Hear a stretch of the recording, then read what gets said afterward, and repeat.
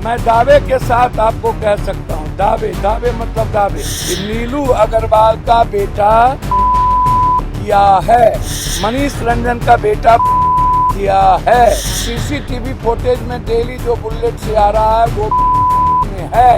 अब वो दो लड़के कौन है, वो है या नहीं, अभी मैं नहीं बता सकता, मैं झूठ नहीं कहता। सरकार से आग्रह करते हैं कि मनीष रंजन के हॉस्टल को आज बुलडोजर चला दीजिए, है हिम्मत और औकात तो चलाइए। नमस्कार, आप लाइव स्टडीज देख रहे हैं, आपके साथ मैं हूं वसीम खान। देखिए, पप्पू यादव ने बड़ा खुलासा किया है, चौंकाने वाला खुलासा कर रहे हैं पप्पू यादव नाम ले रहे हैं और दावा कर रहे हैं, कहते नजर आ रहे हैं कि दावे के साथ कह रहा हूं।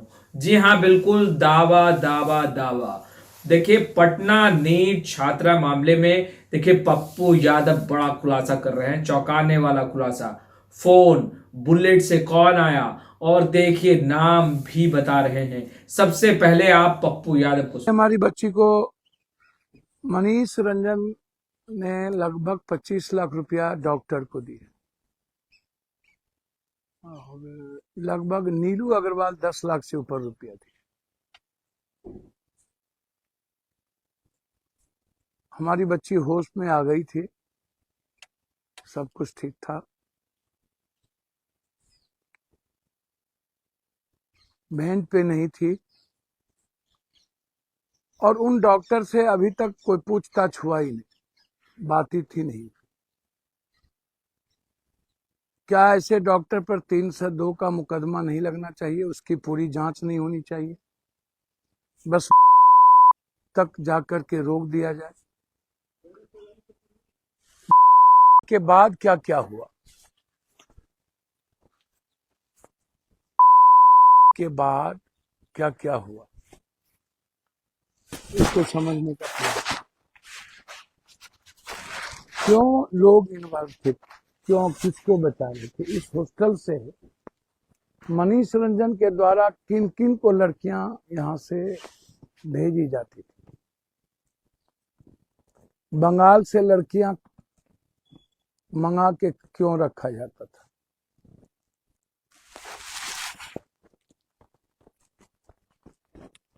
और अभी तक सतीश डॉक्टर के पीछे कौन है।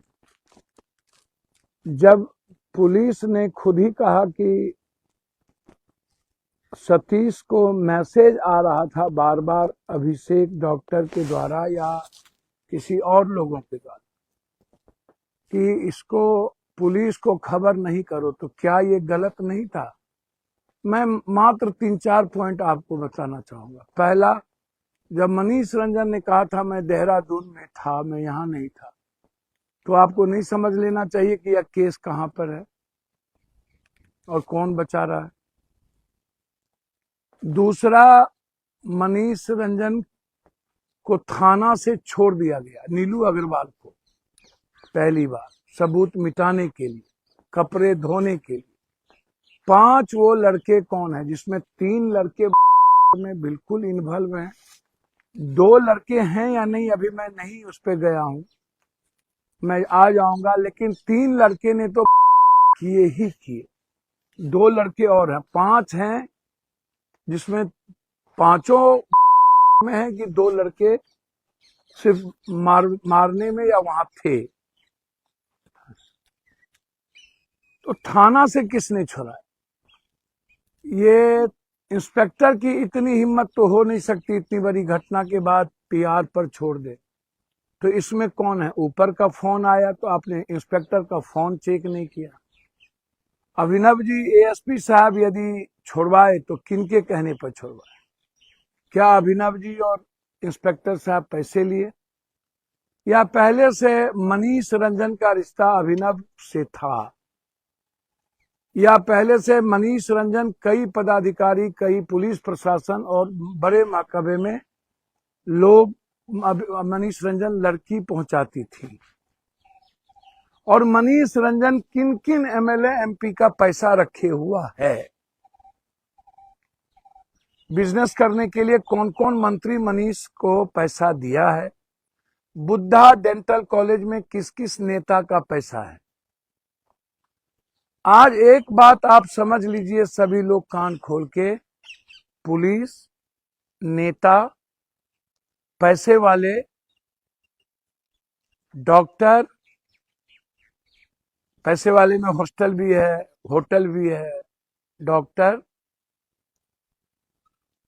और ये माफिया, ये इतना बड़ा नेक्सस है कि किसी की बच्ची, किसी की बेटी बहन और किसी की जमीन, किसी की सुकून बच ही नहीं सकता। 1 तारीख को लगभग हॉस्टल में 10% भी बच्चियां नहीं थी, 20%, और होटल लगभग फुल था। कोई होटल आप उठा के देख लीजिए 1 तारीख को खाली नहीं था। कौन लोग थे होटल में? आप 1 तारीख 31 के रात से 1 तारीख का निकालिए लिस्ट, होटल में कौन लोग ठहरे थे उसका लिस्ट निकालिए, आपको पता चल जाएगा। तो ये कौन छोड़ाया और सारे कपड़े धोने के किसने दिए, किसने साफ किए? 5 आदमी कौन है? और सब कुछ के जानने के बावजूद, सारी चीज, जितनी चीज जानी गई, सब कुछ के जानने के बावजूद केस को डाइवर्ट करना, केस को जहानाबाद ले जाना।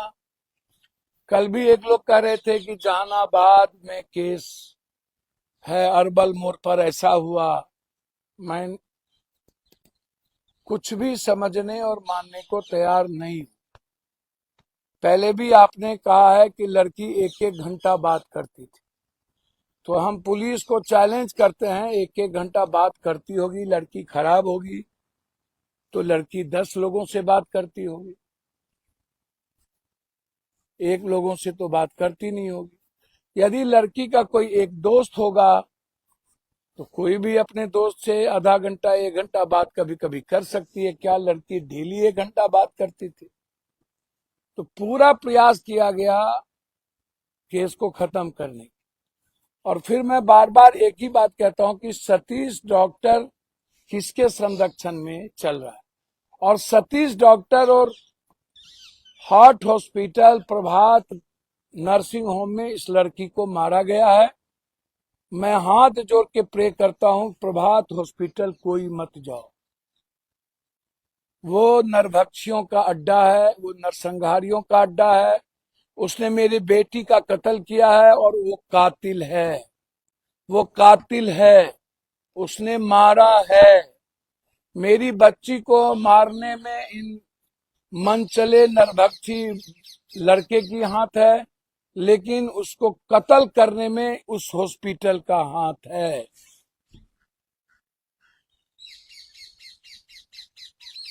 आप इस बात को समझ ली। और इस केस को खत्म करने में 3 नेता की भूमिका है। इसमें नेता हैं और जिनका जिनका पैसा लगा हुआ है वो पैसे वाले हैं।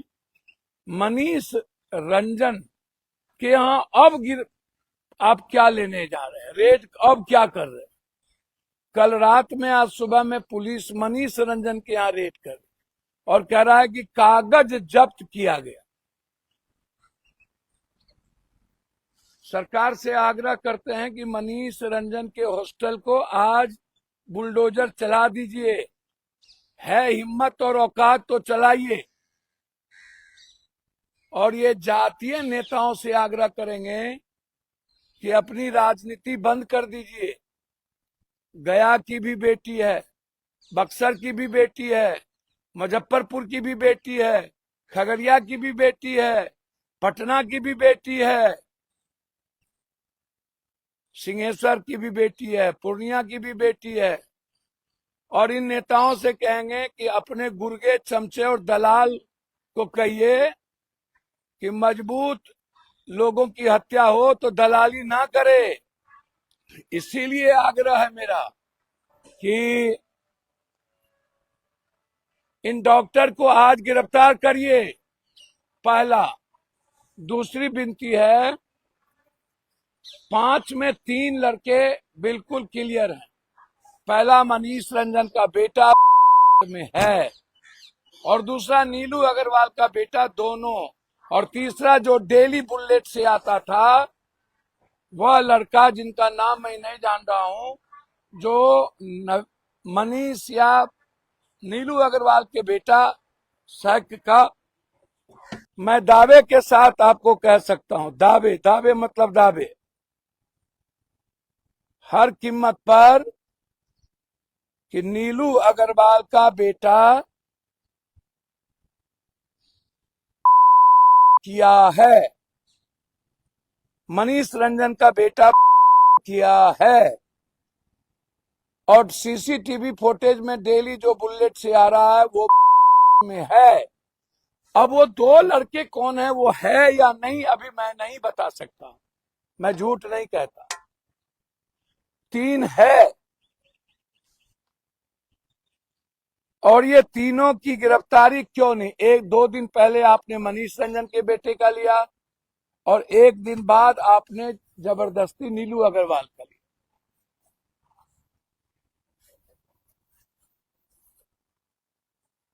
तो